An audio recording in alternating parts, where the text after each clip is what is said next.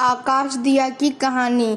एक दादी पोती थी। दादी सत्यनारायण का व्रत करती और गऊ ग्रास निकलती और पोती खा जाती थी। पोती बहुत छोटी थी, वह समझती नहीं थी। अब वह मर गई तो अगले जन्म में पिनार के घर बिल्ली बनी। वह बिल्ली चलती तो उसके पाँव में छम छम की आवाज़ आती थी। अब वह सुबह पिनार कर घर में घूमती तो छम छम की आवाज़ राजा के बेटे को सुनाई देती थी। सुबह ही राजकुमार घूमने जाते थे। वह रोजाना सोचते कि जिसकी पाँव की आवाज़ इतनी सुंदर है वो तो बहुत ही सुंदर होगी। उसने मन में संकल्प कर लिया कि मैं इसी से शादी करूँगा। एक दिन यह पिनार के घर गया और उसे पूछा कि तुम्हारी घर की इसकी आवाज़ आती है। वह उससे शादी करेगा। उसने कहा कि शादी तो कर देंगे, लेकिन उसको पिंजरे में बंद करके फेरे करवाएंगी। राजकुमार मान गया। उसके लिए पिंजरा बनवा कर ले गया और उसकी शादी हो गई। उसकी किसी ने नहीं देखा। बिल्ली की आवाज़ इंसानों जैसी थी। वह बोलती भी थी, वह सुनती भी थी। राजकुमार के परिवार में किसी ने भी नहीं देखा था। सब सोच रहे थे कि पिंजरे में कोई बहुत ही सुंदर राजकुमारी होगी। अब राजकुमार ने सोचा कि सबसे पहले मैं ही देखूं, इसलिए पिंजरे को अपने कमरे में ले गया और उसको वहीं पर देखा। देखते ही घबरा गया कि ये क्या है, मैं तो राजकुमारी समझ रहा था। बिल्ली रूप में बोली कि आप चिंता मत करो, मैं आपका सारा काम कर दूंगी। आपको बाहर शर्म आती है तो मुझे बाहर मत निकालो। मेरा भोजन आप यहीं रख देना, वह घर का काम मैं रात को कर दिया करूंगी। मैं आपको दुखी नहीं देख सकती। बिल्ली की बात सुनकर उसे थोड़ी तसल्ली हुई। घर में सबने कहा कि देवी देवता पुजाएंगे, बहू को बाहर निकालो, लेकिन राजकुमार ने कह दिया कि उसकी तबीयत खराब है, उसे कोई भी बाहर नहीं निकाले। अब उसके लिए रोजाना खाना कमरे में रख देते, वह कमरे में ही खा लेती। कमरे में घूमती, उसकी आवाज़ सब सुनते तो छम छम की आवाज़ आती। घर वाले यही सोचते कि ना जाने कितनी सुंदर होगी। वह घर का सारा काम रात को सबके सोने के बाद कर देती है। कपड़े धोकर सुखा देती है, पोछा रात को ही लगा देती है। सब सोचते थे कि काम बहुत अच्छा करती है। थोड़े दिन बाद राजकुमार छोटे भाई की शादी तय हुई। सब घर वाले ने कहा अब तो उसको बाहर निकाल लो, लेकिन वह कुछ न कुछ बहाना लगा देता था। अब घर में और भी बहुएं थी। वह सब कहती थी कि शादी का बहुत सारा काम है, हम अकेले नहीं करेंगे। उन्होंने राजकुमार से कही कि तुम्हारी पत्नी के हिस्से का काम कौन करेगा।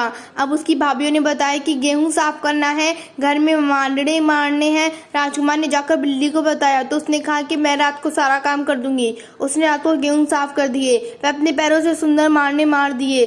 सुबह सबने देखा तो बहुत खुश हुए कि बहुत अच्छा काम किया। सब कहने लगे कितना सुंदर काम करती है, तो वो खुद कितनी सुंदर होगी। लेकिन राजकुमार चुप रहता था। अब छोटे भाई की शादी में जाने को तैयार हुए थे। राजकुमार ने बिल्ली से कहा कि मैं 2 दिन बारात में चला जाऊंगा, तुम्हें खाना पीना कौन देगा। वह बोली कि मेरा 2 दिन का खाना पीना रख जाओ। राजकुमार ने खाना पीना रखकर बारात में चल गए। राजकुमार ने एक सरसों के तेल का दीपक भी जला दिया कि रात को अंधेरा नहीं हो। अब रात हुई तो बिल्ली के पाँव से पानी डुल गया और उसे बहुत तेज प्यास लगी। वह खिड़की में से बाहर जा रही थी कि खिड़की में तेल का दीपक जल रहा था। उसकी बत्ती नीचे खिसक गई।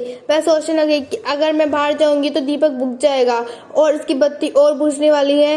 वह बत्ती खिसकाने के चक्कर में खिड़की में फंस गई। अब आकाश मार्ग से शिवजी व पार्वती जी जा रहे थे। शिवजी को पार्वती जी ने कहा कि भगवान ये क्या हो रहा है। शिवजी ने कहा कि यह बिल्ली है और प्यासी है, पानी पीने के लिए बाहर निकल रही थी तो फंस गई। खिड़की पे दीपक जल रहा है, उसकी रोशनी बंद होने वाली है। यह परेशान हो रही है कि बाहर जाएगी तो दीपक बुझ जाएगा। पार्वती जी ने कहा कि भगवान इसकी परेशानी दूर करो, इसको बोलो कि पंजे से बत्ती आगे खिसकावे। भगवान पास में आकर बोले। जैसे ही पंजे से बत्ती खिसकाई कि इंसान जैसे पाप हो गए। वह चकित रह गई। उसको भगवान ने कहा कि ये पूरा तेल तुम पूरे शरीर पर लगा लो, स्त्री बन जाओगी। उसने पूरा तेल अपने शरीर पर लगा लिया। वह बहुत सुंदर स्त्री बन गई और भगवान के चरणों में गिर गई। भगवान ने कहा कि तुम सब सुख प्राप्त करो। बिल्ली ने कहा कि मैं अंदर कैसे जाऊंगी, तो भगवान ने कहा कि तुम खिड़की में से अंदर बिल्ली बन के चली जाना। भगवान आशीर्वाद देकर चले गए। वह बहुत सुंदर राजकुमारी बन के पलंग पर बैठ गई। दूसरे दिन राजकुमार आया, उसने देखा तो वह डर गया कि ये सुंदर लड़की कौन है। उसने पूछा तो बिल्ली ने सारी बात बताई। ये सब आकाशा दिए का फल था। वह पिछले जन्म में हमेशा कार्तिक में आकाशा दिया जलाती थी और इस जन्म में राजकुमार छत पर दिया जलाते थे। हे कार्तिक के ठाकुर जी, आकाश दिया भगवान ने उसकी जून छुड़ाई, वैसे सबकी छुड़ाना। अब घर वाले नई बहू को देवी देवता पूजवाने ले जा रहे थे। नीचे आकर राजकुमार ने कहा कि मेरी पत्नी को भी जेवर दे, वो हम भी देवी देवता पूजेंगे। राजकुमार अपनी पत्नी के लिए गहने वस्त्र लेकर गए और तैयार करके आए तो सब चकित रह गए और पूरे परिवार ने कहा कि वाकई बहुत सुंदर है। जब ही राजकुमार इतनी सुंदर बहू को देखता नहीं थे, बहू रिमझिम करती चल रही थी। हे भगवान, जैसे उसके पाप नष्ट करे और वैसे सबको देना।